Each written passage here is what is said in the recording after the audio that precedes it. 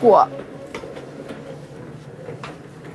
það þetta hér, sko. Það voru einhverjar 6. Það var þetta rugl. Það þessi. En svo var það einmitt, hérna vantar þessi 2 punkt. Já, það var 2 punktur. Í lok ársins 2014 fengum við styrk frá vaxtarsamningi Austurlands til fjármögnunar og undirbúnings. Við tökum hérna til starfa í ársbyrjun þessa árs. Og já, erum svona mest búin að vera að búa til bækur síðan. Ætlaði hann að halda þarna táknunum í staðinn fyrir og?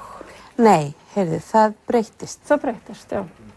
Sigga Lára og stöllur hennar í bókaforlaginu Bókstaf á Egilsstöðum eru að skoða pröfueintak af glænýrri ljóðabók eftir skáldkonu af Jökuldal. Þetta 3. bókin sem þær gefa út og vonir á fleirum.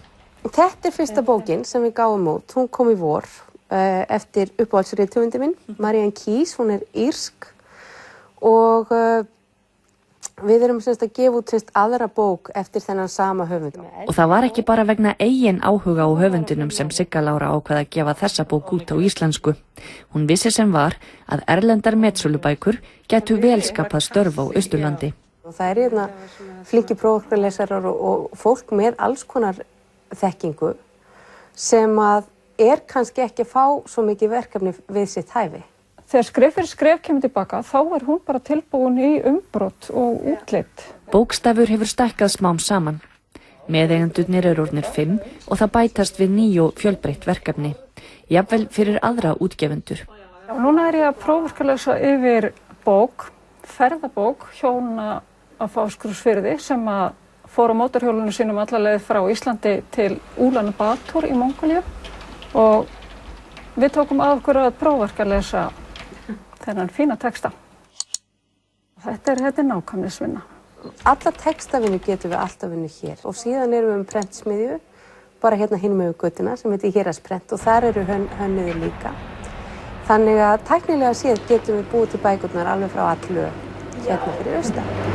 Þetta æðislega mynd líka. Já, það er skemmtilega. Að mörgu leyti þá finnst mér hagræðið af því að vera í litlu bæjarfélagi sem samt með alla þessa fagþekkingu og alla þessa þjónustu. Bókstafur til húsa í frumkvöðlasetrinu Hugvangi á Egilsstöðum.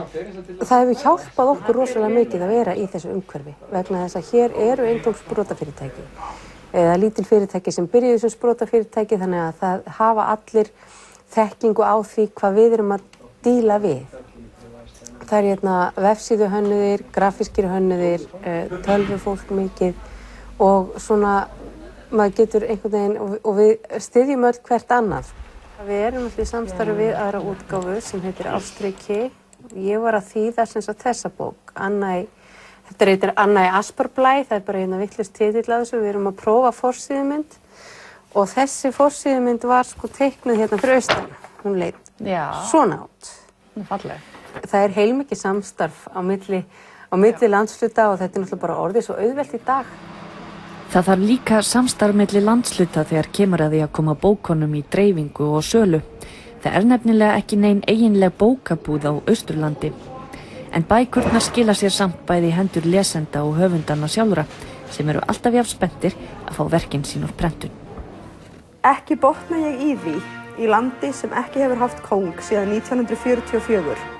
Hvaðan þau koma, öll þessi konungbornu börn. Dóttir mín öreigabarn í öreigalandi og engin helvítis prinsessa.